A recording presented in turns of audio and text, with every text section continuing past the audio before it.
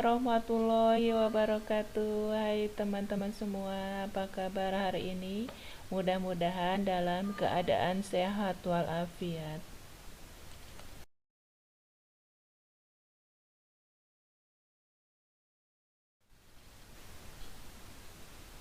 Bertemu lagi dengan saya Ade Yulianti di mata kuliah media pembelajaran, yaitu pertemuan yang kedua. Saya akan memperkenalkan perbedaan dari tiga istilah yang sering tertukar antara arti dan fungsinya. Nah, ada media, kemudian ada sumber belajar, dan ada alat ajar. Kalau media itu segala sesuatu yang dapat mengantarkan pesan dari pengirim ke penerima. Kemudian ada sumber belajar. Sumber belajar ini segala sesuatu yang dapat menghasilkan pesan sebagai bahan atau objek kajian dalam pembelajaran. Kemudian ada alat ajar, yaitu segala sesuatu yang berisi pesan yang dimanfaatkan dalam pembelajaran atau materi. Nah, jadi jelas ya antara perbedaan media, sumber belajar, dan alat ajar.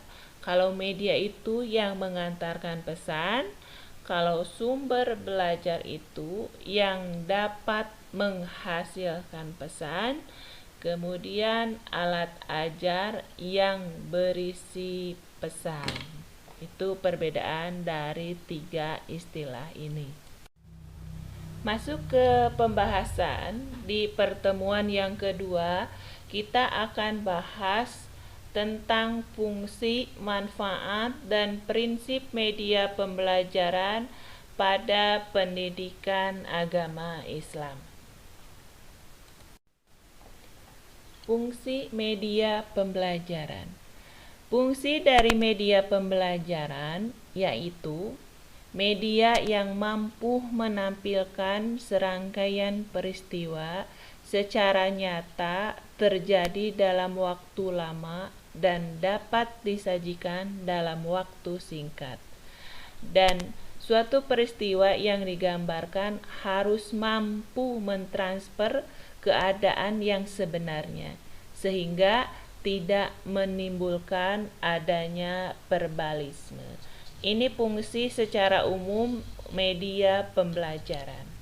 Pada awalnya, fungsi dari media pembelajaran merupakan alat bantu dalam kegiatan belajar mengajar, berupa sarana yang memberikan pengalaman visual kepada siswa dalam rangka mendorong motivasi siswa, memperjelas dan mempermudah konsep yang kompleks, kemudian yang abstrak menjadi sederhana, yang konkret menjadi mudah dipahami.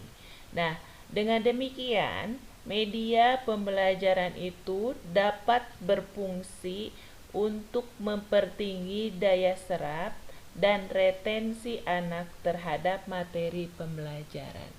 Nah, kemudian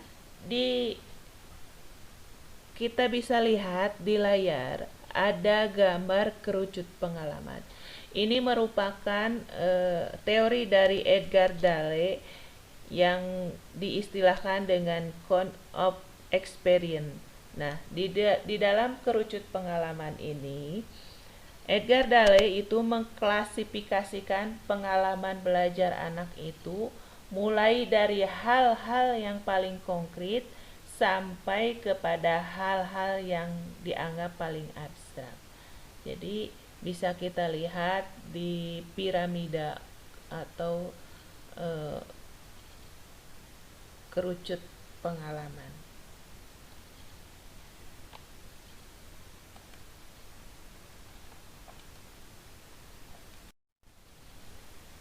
Dari gambar yang telah tampilkan sebelumnya, kerucut pengalaman yang merupakan teori dari Edgar Dale. Yang ini ada 12 macam klasifikasi media pengajaran yang digunakan. Yang pertama itu pengalaman langsung dan bertujuan. Nah, di dalam pengalaman ini itu siswa itu bisa berhubungan secara langsung dengan benda atau kejadian atau objek yang sebenarnya.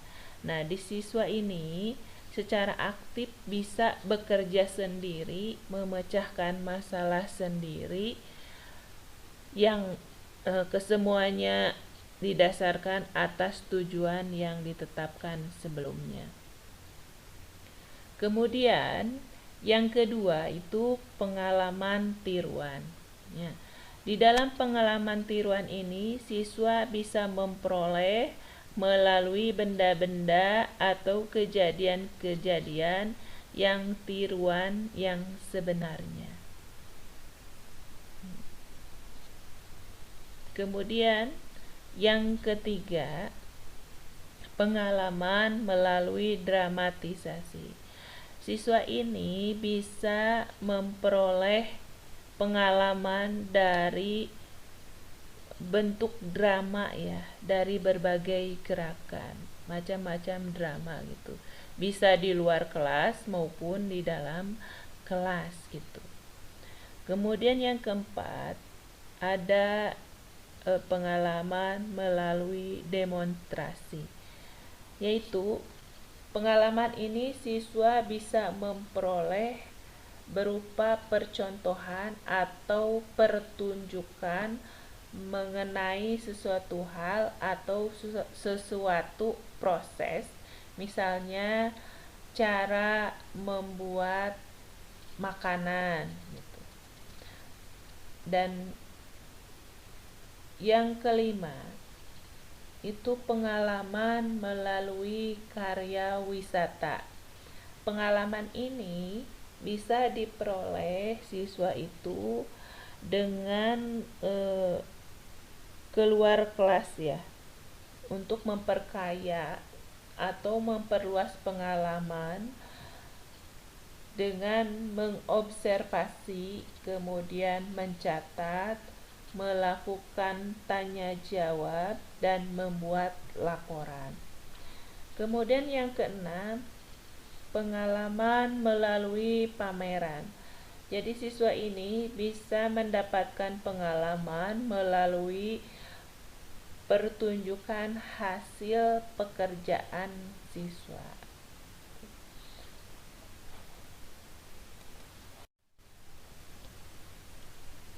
Pengalaman yang ketujuh itu adalah pengalaman melalui televisi. Nah, di dalam pengalaman ini siswa dapat memperoleh melalui program televisi yang ditayangkan gitu. Kemudian yang kedelapan, pengalaman melalui gambar hidup atau film. Nah, berupa gambar hidup yang merupakan rangkaian gambar-gambar yang diproyeksikan ke layar dengan kecepatan tertentu. Jadi gerakan secara kontinu sehingga benar-benar mewujudkan gerakan yang normal dari apa yang diproyeksikan. Kemudian yang kesembilan, pengalaman melalui rasio atau bisa diperoleh melalui siaran radio, yaitu bentuk ceramah, wawancara, dan sandiwara. Kemudian pengalaman yang ke-10 yaitu pengalaman melalui gambar ya. Jadi pengalaman ini bisa diperoleh dari segala sesuatu yang diwujudkan secara visual dalam bentuk 2 dimensi. Jadi sebagai curahan perasaan dan pikiran, misalnya lukisan, karikatur, kartun, poster, potret, dan slide gitu ya di dalam pengalaman melalui gambar ini. Kemudian yang ke-11 itu pengalaman melalui lambang visual. Ya. Di dalam pengalaman ini bisa diperoleh melalui lambang-lambang visual seperti hasil lukisan yang bentuknya lengkap atau tidak lengkap, yaitu berupa sketsa gitu. Dan banyak lagi melalui lambang-lambang visual. Yang ke-12 yaitu pengalaman melalui lambang kata. Pengalaman semacam ini bisa diperoleh dalam buku dan bahan bacaan. Nah, itu penggunaan pengalaman menurut Edgar Dale atau teori Edgar Dale. Kerucut pengalaman atau Count Experience ini diperkenalkan oleh Edgar Dale yang pertama kali pada tahun 1946 di dalam bukunya yang berjudul Audio Visual Method in Teaching. Ini membahas tentang audiovisual dalam pengajaran. Kemudian direvisi pada percetakan yang kedua, yaitu pada tahun 1954 dan direvisi lagi pada tahun 1969. Teori kerucut ini menunjukkan pengalaman yang diperoleh dalam menggunakan media dari paling konkret, yaitu yang paling bawah, hingga paling abstrak, yaitu yang bagian paling atas. Pada awal tahun 1946, Edgar Dale menyebutkan kategori pengalaman ini yang 12 kategori yang pada slide sebelumnya itu menyebutkan bahwa Edgar Dale ini mengklaim bahwa klasifikasi yang sederhana dan berkualitas.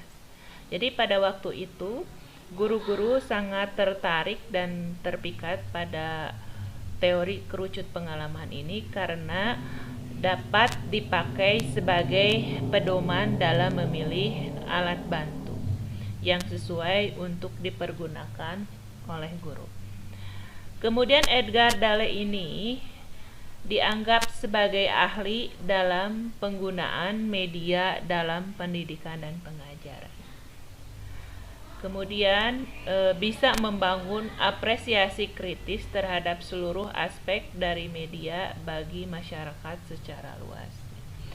Nah, teori kerucut pengalaman ini banyak dijadikan sebagai acuan dan landasan teori penggunaan media dalam proses belajar.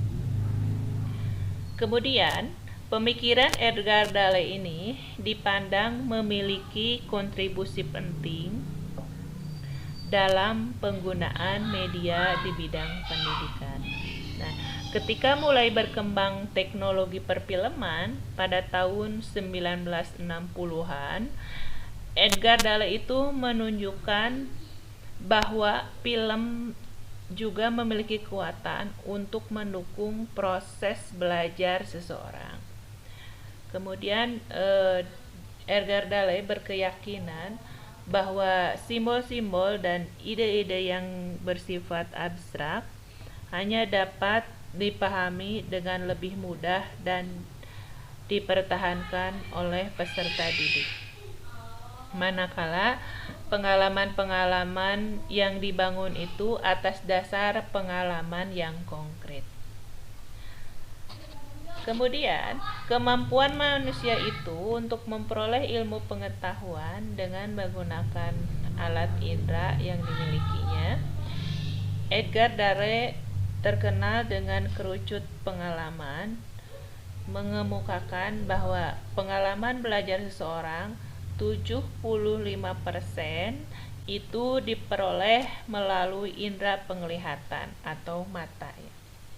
Kemudian 13% itu melalui indera pendengaran atau telinga, dan melalui indera lainnya sekitar 12%. Teori kerucut ini dari Edgar Dale ya, bahwa 75% itu melalui indera penglihatan, maka akan sangat membantu dan memudahkan peserta didik dalam memahami materi yang dikemukakan oleh guru. Melalui pemilihan pembelajaran dengan video conference dapat dijadikan sebagai salah satu penguat untuk membantu peserta didik dalam memahami materi yang disampaikan. Ini sesuai dengan masa sekarang ini ya, ketika kita terkena wabah COVID-19 pada tahun 2019, pembelajaran itu tidak offline ya, kemudian terjadilah offline, dan banyak menggunakan media pembelajaran, yaitu adanya Zoom atau Google Meet dan banyak lagi yang bisa membantu pembelajaran untuk disampaikan. Kemudian pengalaman melalui simbol memiliki kemampuan mengingat sebesar 30% jika diberikan melalui pembelajaran yang berupa video atau film. Berdasarkan teori ini dapat disimpulkan bahwa teori pengalaman belajar atau media pembelajaran interaktif dapat meningkatkan hasil belajar peserta didik karena dalam tampilan video atau slide-slide yang ditayangkan dalam pembelajaran dapat meningkatkan hasil belajar peserta didik. Mungkin itu tentang teori account of experience yang dikemukakan oleh Edgar Dale, yang menjadi pedoman guru-guru dalam menentukan sebuah media pembelajaran. Media merupakan sebuah komponen di dalam sistem pembelajaran. Ini memiliki fungsi yang berbeda dengan komponen-komponen lain di dalam pembelajaran.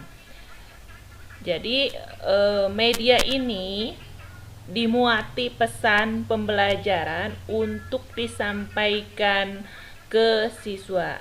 Nah, proses penyampaian media pembelajaran ini dapat berfungsi dengan baik apabila media tersebut dapat digunakan secara perorangan maupun kelompok. Jadi fungsi utama media pembelajaran adalah untuk tujuan instruksional, di mana informasi yang terdapat dalam media harus melibatkan siswa baik dalam bentuk mental maupun dalam bentuk aktivitas, sehingga pembelajaran ini bisa terjadi. Di samping rangsangan untuk para siswa bertindak dalam kegiatan pembelajaran, media ini memiliki tujuan, yaitu menyajikan informasi di hadapan siswa atau orangnya. Jadi, ditinjau dari proses pembelajaran, maka fungsi media adalah sebagai pembawa informasi dari sumber guru ya, dari guru ke penerima, ke siswa. Sedangkan metode adalah prosedur untuk membantu siswa dalam menerima dan memperoleh informasi guna mencapai tujuan pembelajaran. Nah, ini bisa dilihat bagaimana fungsi media pembelajaran yang ada di gambar tersebut. Jadi guru ini menyampaikan pesan itu melalui media dengan prosedur atau metode ke siswa. Fungsi media ini dapat diketahui berdasarkan adanya kelebihan media dan hambatan komunikasi yang timbul dalam proses pembelajaran. Jadi kalau kita ingin mengetahui media tersebut berfungsi dengan baik atau tidak berfungsi dengan baik, maka kita harus mengetahui kelebihan media tersebut dan hambatan komunikasi yang terjadi dalam proses pembelajaran. Fungsi media pembelajaran menurut Esgerleich dan Eli ini menjelaskan ada 3 fungsi. Yang pertama fungsi fiksatif, kedua yang bersifat manipulatif, dan yang ketiga bersifat distributif. Apa yang dimaksud dengan bersifat fiksatif? Artinya media ini memiliki kemampuan untuk menangkap, menyimpan, kemudian menampilkan kembali suatu objek atau kejadian. Kemudian yang kedua bersifat manipulatif, yang artinya media tersebut menampilkan kembali objek atau kejadian dengan berbagai macam perubahan manipulasi sesuai keperluan. Misalnya dirubah ukurannya, benda yang besar dapat dikecilkan, benda yang kecil dapat dibesarkan, kecepatannya, warnanya, serta dapat juga diulang-ulang penyajiannya, sehingga semuanya dapat diatur untuk dibawa ke ruangan kelas. Kemudian fungsi yang ketiga itu bersifat distributif. Apa yang dimaksud dengan bersifat distributif? Yang artinya bahwa media tersebut bisa digunakan atau bisa dijangkau sasaran yang lebih luas gitu. Media mampu menjangkau audiens yang besar jumlahnya dalam satu kali penyajian secara serempak. Misalnya siaran televisi, siaran radio, maupun surat kabar. Itu menurut Esgerleich dan Eli gitu. Kemudian fungsi media pembelajaran menurut Derek Rountree menjelaskan bahwa fungsi media dalam pembelajaran ini ada 5. Yang pertama ini fungsi media pembelajaran dapat membangkitkan motivasi siswa dalam menerima pesan. Kemudian yang kedua ini menimbulkan respon siswa dalam menanggapi stimulus yang terkandung dalam media. Kemudian yang ketiga, fungsi dari Derek Rountree ini lebih mempermudah siswa untuk mengulangi pesan yang terdapat dalam media. Kemudian yang keempat, dapat memberi masukan atau umpan balik itu lebih cepat. Dan yang kelima, dapat merangsang siswa untuk mengadakan latihan. Jadi itu fungsi media pembelajaran menurut Derek Rountree. Fungsi media pembelajaran menurut Harry S. M. Cowan ini ada 3. Yang pertama, ini dapat merubah situasi belajar yang semua bersifat teoritis dan abstrak menjadi lebih praktis dan konkret. Kemudian yang kedua, ini dapat menimbulkan motivasi anak untuk lebih aktif dan memusatkan perhatian pada objek yang dipelajari. Kemudian yang ketiga, dapat memperjelas isi pembelajaran dan membangkitkan rasa ingin tahu isi pembelajaran. Fungsi media pembelajaran menurut Kemp and Dayton ini ada 3. Yang pertama, bisa memotivasi minat dan tindakan. Realisasinya dengan teknik drama atau hiburan yang bisa melahirkan minat dan bisa memikul tanggung jawab. Nah, pencapaian tujuan ini akan mempengaruhi sikap, nilai, dan emosi. Kemudian yang kedua, menyajikan informasi. Jadi tujuan informasi ini, media pembelajaran dapat digunakan dalam rangka penyajian informasi di hadapan para siswa.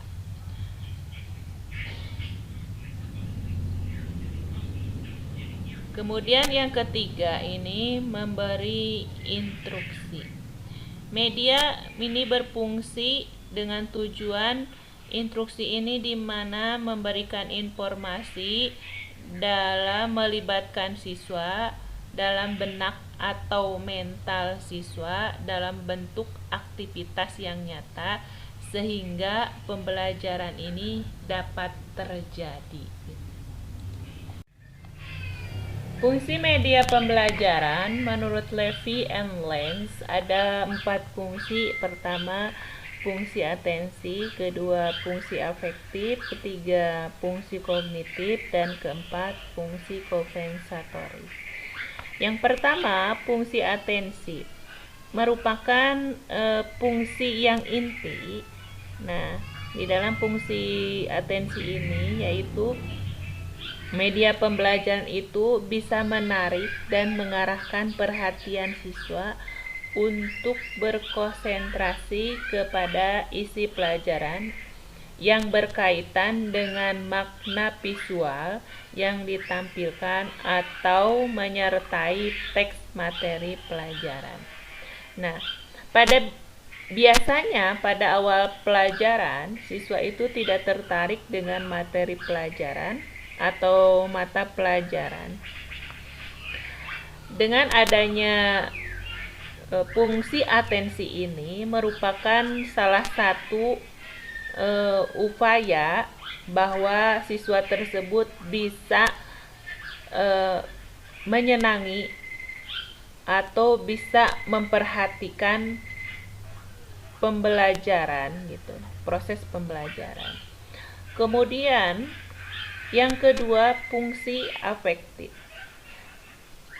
Di dalam fungsi afektif ini, siswa ini bisa tergugah emosi dan sikapnya sehingga siswa itu bisa menikmati ketika belajar atau membaca teks yang bergambar.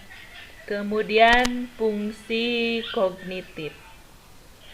Di dalam fungsi kognitif ini, media pembelajaran ini bisa menyajikan tujuan dari pembelajaran ini untuk bisa memahami dan mengingat informasi atau pesan yang terkandung dalam gambar tersebut gitu.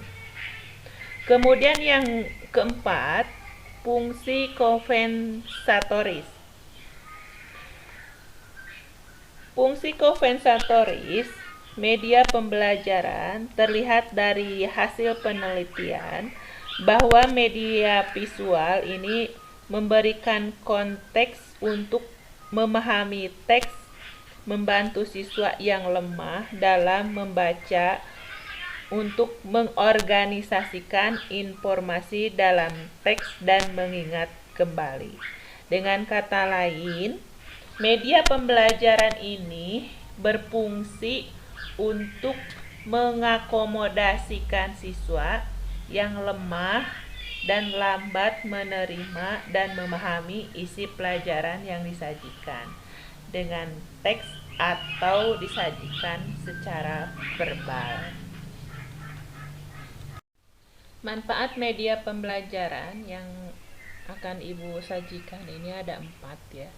Namun banyak manfaatnya, tapi yang akan Ibu sajikan ini ada 4 manfaat di dalam media pembelajaran.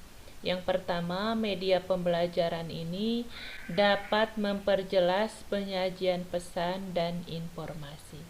Kemudian yang kedua, media pembelajaran ini dapat meningkatkan dan mengarahkan perhatian anak. Dan yang ketiga, media pembelajaran ini dapat mengatasi keterbatasan indera, ruang, dan waktu. Kemudian yang keempat, media pembelajaran ini dapat memberikan kesamaan pengalaman kepada siswa tentang peristiwa-peristiwa di lingkungan mereka.